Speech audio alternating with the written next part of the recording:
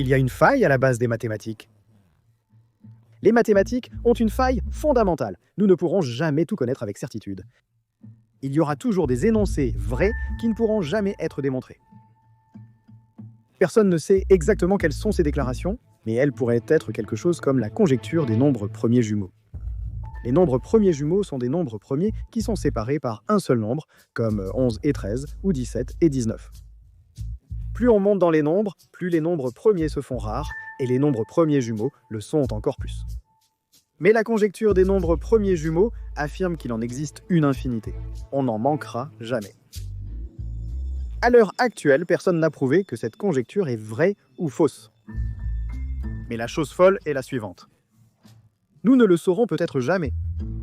Parce que ce qui a été prouvé, c'est que dans tout système de mathématiques où vous pouvez faire de l'arithmétique de base, il y aura toujours des déclarations vraies qui sont impossibles à prouver. C'est la vie. Plus précisément, il s'agit du jeu de la vie créé en 1970 par le mathématicien John Conway. Malheureusement, il est décédé en 2020 du Covid-19. Le jeu de la vie de Conway se joue sur une grille infinie de cellules carrées, chacune étant soit vivante, soit morte, et il n'y a que deux règles. 1. Toute cellule morte avec exactement 3 voisins revient à la vie, et 2. Toute cellule vivante avec moins de 2 ou plus de 3 voisins meurt. Une fois que vous avez mis en place l'arrangement initial des cellules, les deux règles sont appliquées pour créer la génération suivante, puis celle d'après, et ainsi de suite. C'est totalement automatique, Conway l'a appelé un jeu à 0 joueur. Mais même si les règles sont simples, le jeu lui-même peut générer une grande variété de comportements.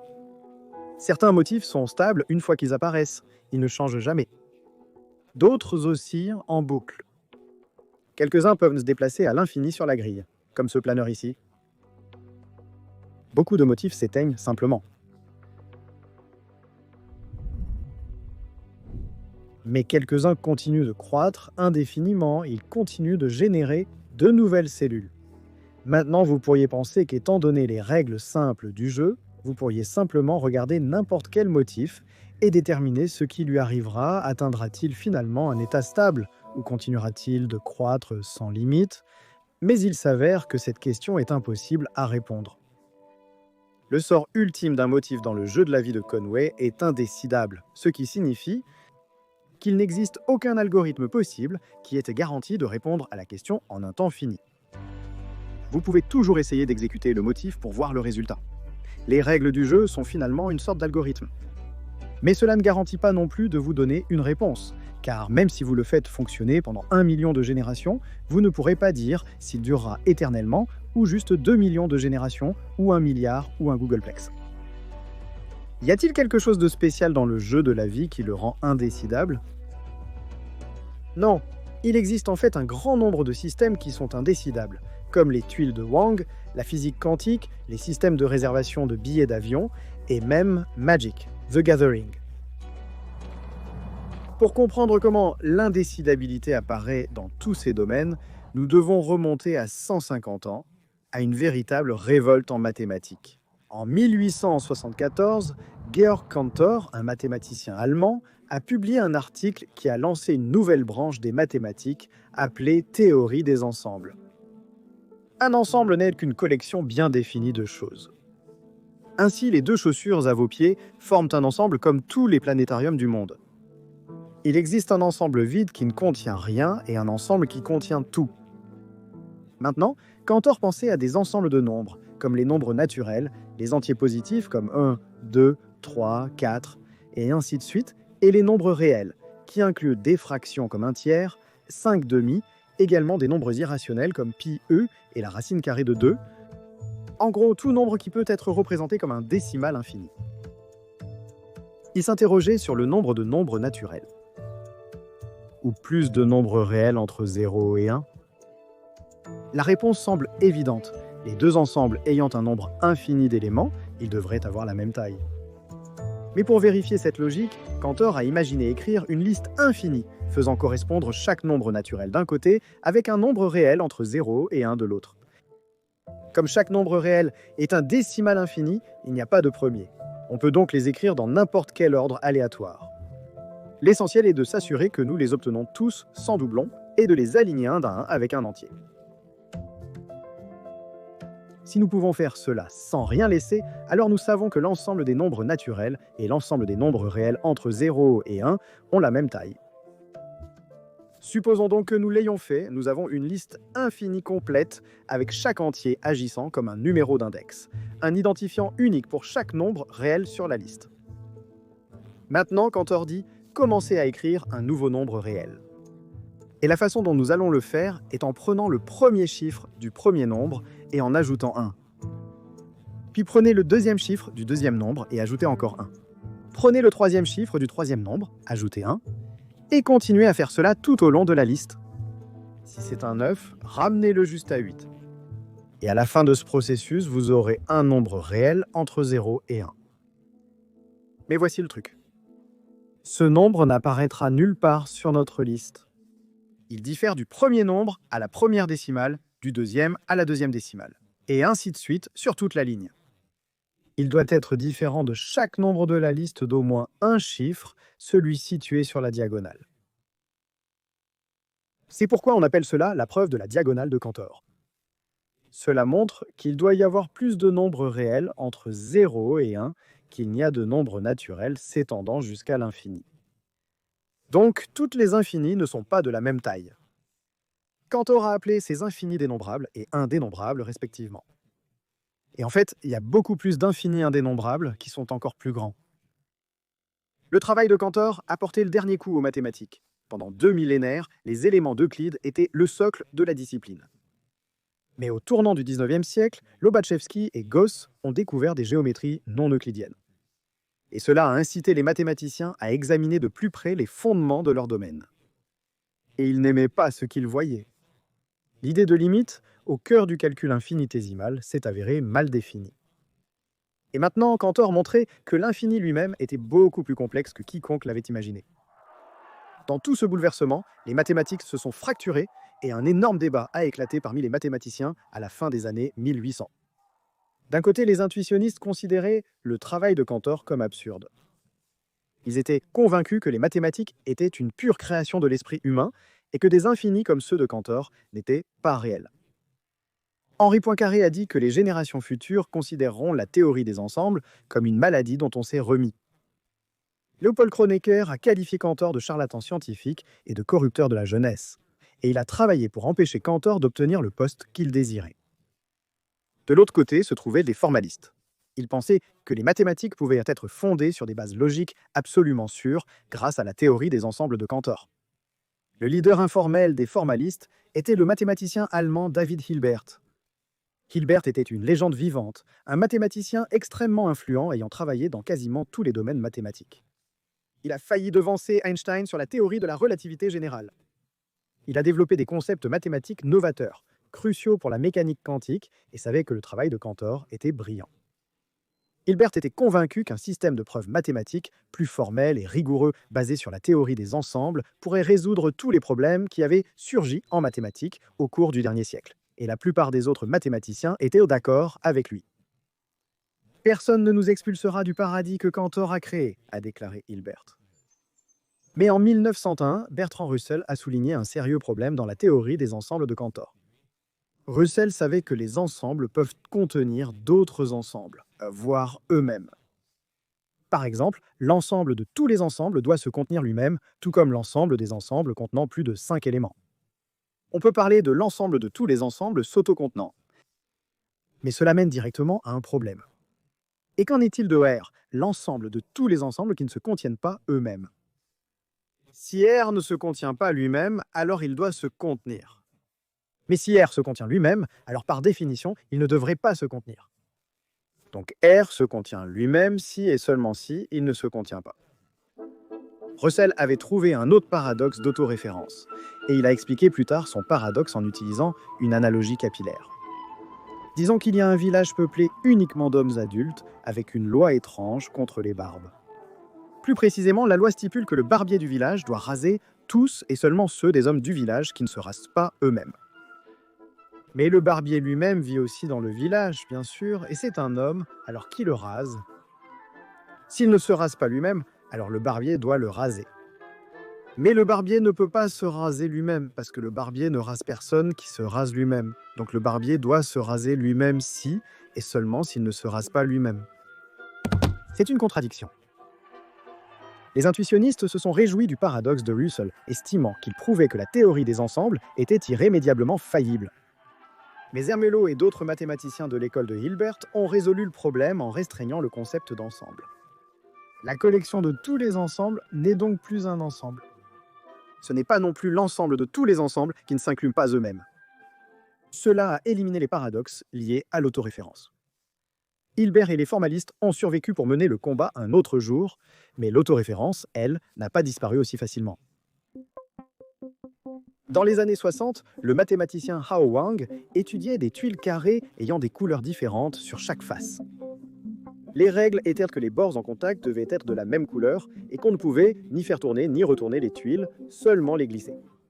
La question était, si on vous donne un ensemble arbitraire de ces tuiles, pouvez-vous dire si elles peuvent recouvrir le plan ?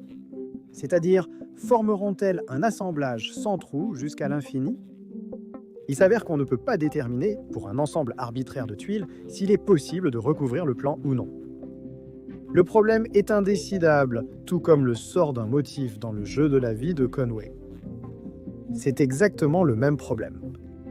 Et ce problème, en fin de compte, provient de l'autoréférence, comme Hilbert et les formalistes allaient bientôt le découvrir. Hilbert voulait sécuriser les fondements des mathématiques en développant un nouveau système pour les preuves mathématiques. Les systèmes de preuves remontent aux Grecs anciens. Un système de preuve commence par des axiomes, des déclarations de base qui sont supposées être vraies, comme une ligne droite peut être tracée entre n'importe quels deux points. Les démonstrations sont ensuite construites à partir de ces axiomes en utilisant des règles d'inférence, c'est-à-dire des méthodes permettant d'utiliser des énoncés existants pour en déduire de nouveaux. Et ces règles sont choisies de manière à préserver la vérité. Si les déclarations existantes sont vraies, alors les nouvelles le sont aussi. Hilbert voulait un système formel de démonstration, un langage logique symbolique avec un ensemble strict de règles de manipulation pour ces symboles. Les déclarations logiques et mathématiques pourraient alors être traduites dans ce système. Si vous laissez tomber un livre, alors il tombera. Cela serait A puis B, et aucun humain n'est immortel, se traduirait ainsi. Hilbert et les formalistes voulaient exprimer les axiomes des mathématiques comme des déclarations symboliques dans un système formel et établir les règles d'inférence comme les règles du système pour la manipulation des symboles. Russell et Alfred North Whitehead ont développé un système formel similaire dans leur ouvrage en 3 volumes Principia Mathematica, publié en 1913. Principia Mathematica est vaste, un total de près de 2000 pages de notation mathématique dense. Il faut 762 pages juste pour arriver à une preuve complète que 1 plus 1 égale 2, moment où Russell et Whitehead notent sèchement que cette proposition est parfois utile. Les auteurs avaient prévu un 4e volume, mais sans surprise, ils étaient trop épuisés pour le terminer. Donc oui, la notation est dense et fatigante, mais elle est aussi exacte, contrairement aux langues ordinaires, elle ne laisse aucune place aux erreurs ou à la logique floue, et surtout elle permet de prouver des propriétés du système formel lui-même. Il y avait 3 grandes questions que Hilbert voulait que les mathématiques puissent résoudre. La première, les mathématiques sont-elles complètes ? Autrement dit, existe-t-il un moyen de démontrer chaque énoncé vrai ? Est-ce que chaque vérité mathématique possède forcément une preuve ? La deuxième, les mathématiques sont-elles cohérentes ? C'est-à-dire, sont-elles exemptes de contradictions ? Parce que si on peut démontrer à la fois un énoncé A et son contraire non A, alors là, c'est un vrai problème, car à partir de là, on peut prouver absolument n'importe quoi. Et numéro 3, les mathématiques sont-elles décidables ? C'est-à-dire, existe-t-il un algorithme qui peut toujours déterminer si un énoncé découle des axiomes ? Hilbert était convaincu que la réponse à ces 3 questions était oui. Lors d'une grande conférence en 1930, Hilbert a donné un discours passionné sur ces questions. Il l'a terminé par une phrase qui résume son rêve formaliste en opposition au « foolish ignorabimus », nous ne saurons pas. Notre slogan sera « nous devons savoir, nous saurons ». Ces mots sont littéralement gravés sur sa tombe. Mais au moment où Hilbert donnait ce discours, son rêve s'effondrait déjà. La veille, lors d'une petite réunion à la même conférence, un logicien de 24 ans nommé Kurt Gödel expliquait qu'il avait trouvé la réponse à la première des 3 grandes questions d'Hilbert sur la complétude, et la réponse était non. Un système formel complet des mathématiques est impossible. La seule personne qui a prêté attention était John von Neumann, un ancien élève d'Hilbert qui a pris Gödel à part pour lui poser quelques questions. Mais l'année suivante, Gödel publia une preuve de son théorème d'incomplétude, et cette fois, tout le monde, y compris Hilbert, fit attention.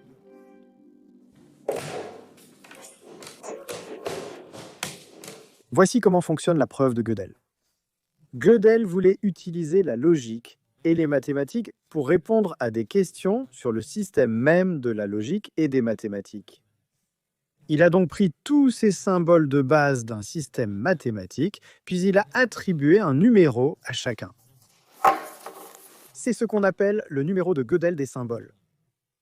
Ainsi, le symbole non correspond au chiffre 1 ou au chiffre 2 de Gödel. Et dans ce cas, c'est le chiffre 3 de Gödel. Maintenant, si vous exprimez tous ces symboles avec des nombres, que faites-vous des nombres eux-mêmes? Eh bien, 0 reçoit son propre numéro de Gödel, 6. Et si vous voulez écrire 1, vous mettez simplement ce symbole successeur à côté. Le successeur immédiat de 0 est 1. Et si vous voulez écrire 2, vous écrivez SS0, ce qui représente 2, et ainsi de suite. Ainsi, vous pouvez représenter n'importe quel entier positif de cette façon. Certes, c'est encombrant, mais ça fonctionne. Et c'est le but de ce système. Maintenant que nous avons des numéros de Gödel pour tous les symboles de base et tous les nombres que nous pourrions vouloir utiliser, nous pouvons commencer à écrire des équations. Par exemple, nous pourrions écrire 0 égale 0. Ces symboles ont les numéros de Gödel 6, 5, 6. Et nous pouvons créer une nouvelle carte qui représente cette équation 0 égale 0 en prenant les nombres premiers à partir de 2 et en élevant chacun à la puissance du numéro de Gödel du symbole dans notre équation.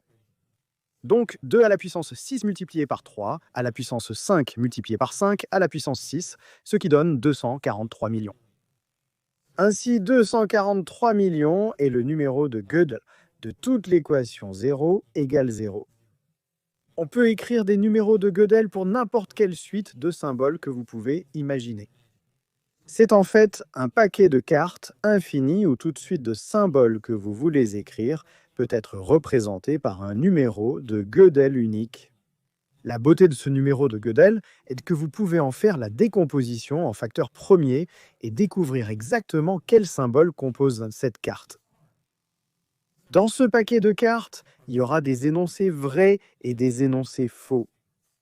Comment prouver qu'un énoncé est vrai? Il faut remonter aux axiomes.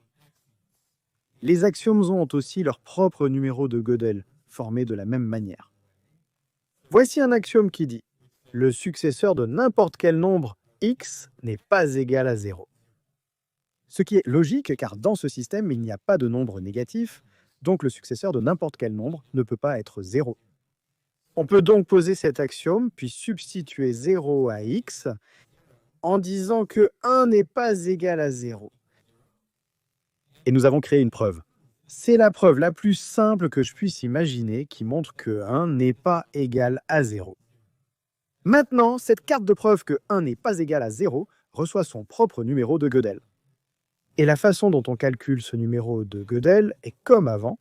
On prend les nombres premiers et on élève 2 à la puissance de l'axiome multiplié par 3 à la puissance de 1 n'est pas égal à 0. On obtient un nombre extrêmement grand. Il ferait 73 millions de chiffres si on le calculait entièrement.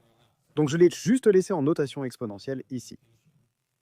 Comme vous le voyez, ces nombres deviennent très grands. Vous voudrez peut-être commencer à les nommer par des lettres. On pourrait dire que celui-ci, c'est le numéro de Gödel A, celui-là B, puis C, et ainsi de suite. Gödel se donne tout ce mal pour trouver cette carte qui dit « Il n'existe aucune preuve pour l'énoncer avec le numéro de Gödel G ». Le truc, c'est que le numéro de Gödel de cette carte est G. Donc ce que cet énoncé dit vraiment, c'est que cette carte est indémontrable. Il n'y a aucune preuve nulle part dans notre paquet infini pour cette carte. Réfléchissez-y. Si c'est faux et qu'il y a une preuve, alors ce que vous venez de prouver, c'est qu'il n'y a pas de preuve. Vous êtes donc coincé avec une contradiction. Cela signifierait que le système mathématique est incohérent. L'autre possibilité, c'est que cette carte est vraie. Il n'existe aucune preuve pour l'énoncer avec le numéro de Gödel-G. Mais cela signifie que ce système mathématique contient des énoncés vrais qui n'ont pas de preuve. Donc votre système mathématique est incomplet. Et c'est le théorème d'incomplétude de Gödel. C'est ainsi qu'il démontre que tout système mathématique de base capable de faire de l'arithmétique fondamentale contiendra toujours des énoncés qui sont vrais, mais qui n'ont aucune preuve. Il y a une réplique dans la série télé The Office qui reflète le paradoxe autoréférentiel de la preuve de Gödel. Jim est mon ennemi, mais il s'avère que Jim est aussi son pire ennemi, et l'ennemi de mon ennemi est mon ami. Donc Jim est en fait mon ami. Mais comme il est son pire ennemi, l'ennemi de mon ami est mon ennemi, donc en fait Jim est mon ennemi. Mais le théorème d'incomplétude de Gödel signifie que vérité et démontrabilité ne sont pas du tout la même chose. Hilbert avait tort, il y aura toujours des énoncés vrais en mathématiques qui ne peuvent simplement pas être prouvés. Hilbert pouvait se consoler avec l'espoir qu'au moins on pourrait encore prouver que les mathématiques sont cohérentes, c'est-à-dire sans contradiction. Mais ensuite, Gödel publia son second théorème d'incomplétude, où il montrait que tout système formel cohérent des mathématiques ne peut pas prouver sa propre cohérence. Donc ensemble, les deux théorèmes d'incomplétude de Gödel disent que le mieux qu'on puisse espérer est un système cohérent mais incomplet de mathématiques. Mais un tel système ne peut pas prouver sa propre cohérence. Donc une contradiction pourrait toujours surgir à l'avenir, révélant que le système sur lequel vous travailliez était en fait incohérent depuis le début. Et il reste seulement la troisième et dernière grande question de Hilbert. Les mathématiques sont-elles décidables? C'est-à-dire, existe-t-il un algorithme qui peut toujours déterminer si un énoncé découle des axiomes? Et en 1936, Alan Turing a trouvé un moyen de répondre à cette question. Mais pour cela, il a dû inventer l'ordinateur moderne. À son époque, les ordinateurs n'étaient pas des machines, c'étaient des personnes, souvent des femmes, qui effectuaient de longs calculs fastidieux. Turing imagina un ordinateur entièrement mécanique. Il voulait qu'il soit assez puissant pour exécuter n'importe quel calcul imaginable, mais assez simple pour qu'on puisse raisonner sur son fonctionnement. Il conçut donc une machine qui prend en entrée une bande infinie de cases carrées, chacune contenant un 0 ou un 1. La machine a une tête de lecture-écriture qui peut lire un chiffre à la fois, puis effectuer l'une des quelques opérations suivantes: écrire une nouvelle valeur, se déplacer à gauche, à droite, ou simplement s'arrêter. S'arrêter signifie que le programme est terminé. Le programme consiste en un ensemble d'instructions internes. On peut le voir comme un organigramme qui dit à la machine quoi faire selon le chiffre lu et son état interne. On peut imaginer exporter ces instructions à n'importe quelle autre machine de Turing, qui fonctionnerait alors exactement de la même manière que la première. Bien que cela paraisse simple, la mémoire arbitrairement grande et le programme d'une machine de Turing lui permettent d'exécuter n'importe quel algorithme calculable, si on lui donne assez de temps. De l'addition et la soustraction à tout l'algorithme de YouTube, elle peut faire tout ce qu'un ordinateur moderne peut faire. C'est ce qui rend la machine de Turing si utile pour répondre à la question de Hilbert sur la décidabilité. Lorsqu'une machine de Turing s'arrête, le programme a terminé son exécution et la bande constitue la sortie. Mais parfois, une machine de Turing ne s'arrête jamais. Peut-être qu'elle reste coincée dans une boucle infinie. Est-il possible de savoir à l'avance si un programme s'arrêtera ou non pour une entrée donnée? Turing a réalisé que ce problème de l'arrêt était très proche du problème de décidabilité. S'il pouvait trouver un moyen de déterminer si une machine de Turing s'arrêterait, alors il serait aussi possible de décider si une affirmation découle des axiomes. Par exemple, on pourrait résoudre la conjecture des nombres premiers jumeaux en écrivant un programme de machine de Turing qui commence avec les axiomes et construit tous les théorèmes qui peuvent être produits en un seul pas avec les règles d'inférence. Puis il construit tous les théorèmes qui peuvent être produits en un pas à partir de cela, et ainsi de suite. Chaque fois qu'il génère un nouveau théorème, il vérifie s'il s'agit de la conjecture des nombres premiers jumeaux. Et si c'est le cas, il s'arrête, sinon il ne s'arrête jamais. Donc si on pouvait résoudre le problème de l'arrêt, on pourrait résoudre la conjecture des nombres premiers jumeaux et plein d'autres questions non résolues. Turing a donc dit, supposons qu'on puisse fabriquer une machine H qui peut déterminer si une machine de Turing s'arrêtera ou non sur une entrée donnée. Vous insérez le programme et son entrée, et H simule ce qui va se passer, affichant soit s'arrête, soit ne s'arrête jamais. Pour l'instant, on ne se préoccupe pas de comment H fonctionne. On sait juste qu'il marche toujours, donne toujours la bonne réponse. Maintenant, on peut modifier la machine H en ajoutant des composants supplémentaires. 1. Si elle reçoit comme sortie s'arrête, elle entre immédiatement dans une boucle infinie. 2. Si elle reçoit ne s'arrête jamais, alors elle s'arrête immédiatement. On peut appeler cette nouvelle machine entière H+, et on peut exporter le programme pour toute cette machine. Que se passe-t-il maintenant si on donne à cette machine son propre code, à la fois comme programme et comme entrée? Eh bien maintenant, H simule ce que H+ ferait avec sa propre entrée. Essentiellement, H doit déterminer le comportement d'une machine dont elle-même fait partie, dans cette situation précise. Si H conclut que H+ ne s'arrête jamais, alors H+ s'arrête immédiatement. Si H pense que H+ s'arrêtera, cela force nécessairement H+ à boucler.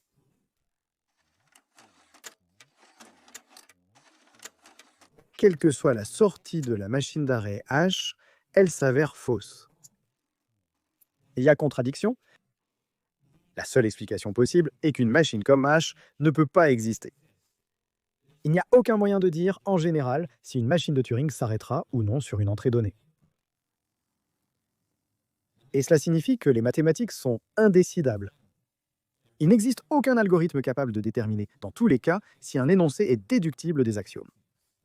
Donc quelque chose comme la conjecture des nombres premiers jumeaux pourrait être insoluble. Nous pourrions ne jamais savoir s'il existe une infinité de nombres premiers jumeaux ou pas. Le problème de l'indécidabilité apparaît même dans les systèmes physiques. En mécanique quantique, une des propriétés les plus importantes d'un système à plusieurs corps est la différence d'énergie entre son état fondamental et son premier état excité. C'est ce qu'on appelle l'écart spectral. Certains systèmes ont un écart spectral important, d'autres n'en ont pas. Il existe un continuum de niveau d'énergie jusqu'à l'état fondamental. Et cela est important car, à basse température, les systèmes quantiques sans gap peuvent subir des transitions de phase, tandis que les systèmes avec gap ne le peuvent pas. Ils n'ont pas l'énergie nécessaire pour franchir l'écart spectral. Mais déterminer si un système est avec ou sans gap a longtemps été reconnu comme un problème très difficile. Ce n'est que récemment, en 2015, que les mathématiciens ont prouvé que, d'une manière générale, la question de l'écart spectral est indécidable. Pour citer les auteurs, même une description parfaite et complète des interactions microscopiques entre les particules d'un matériau ne suffit pas toujours à en déduire les propriétés macroscopiques. Rappelez-vous que Turing a conçu ces machines pour être les ordinateurs les plus puissants possibles. À ce jour, les meilleurs systèmes informatiques sont ceux qui peuvent faire tout ce qu'une machine de Turing peut faire. On appelle cela la complétude de Turing, et il s'avère qu'il existe de nombreux systèmes avec cette propriété. Bien qu'il soit puissant, chaque système complet de Turing a un inconvénient. Sa propre analogie au problème de l'arrêt, une propriété indécidable du système. Les tuiles de Wang sont complètes de Turing. Leur problème de l'arrêt est de savoir si elles recouvrent le plan ou non. Les systèmes quantiques sont Turing complets, et leur problème de l'arrêt correspond à la question de l'écart spectral. Et le jeu de la vie est Turing complet. Son problème de l'arrêt consiste littéralement à savoir s'il s'arrête ou non. Il existe beaucoup d'autres exemples, comme les systèmes de billetterie aérienne, Magic the Gathering, les diapositives PowerPoint et les feuilles de calcul Excel. Presque tous les langages de programmation existants sont conçus pour être Turing complets. Mais en théorie, un seul langage de programmation suffit, car on peut tout programmer avec n'importe quel système Turing complet. Voici donc une machine de Turing à l'intérieur du jeu de la vie.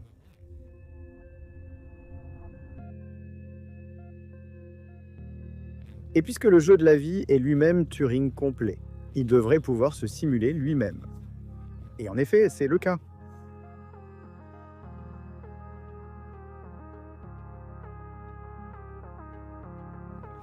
Voici le jeu de la vie tournant dans le jeu de la vie.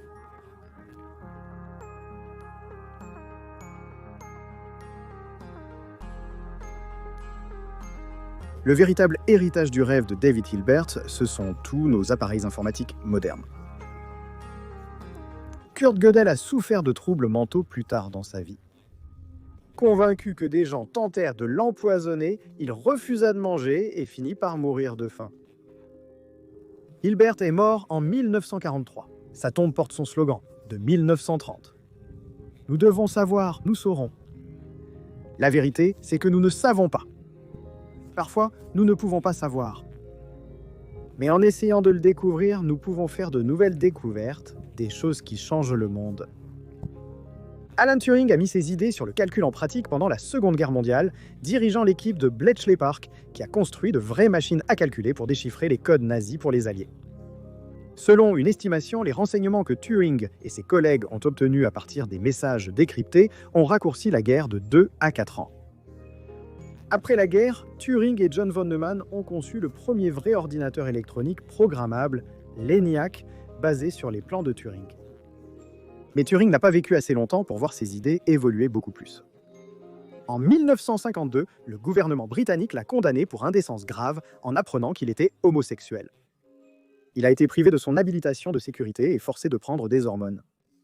En 1954, il s'est suicidé.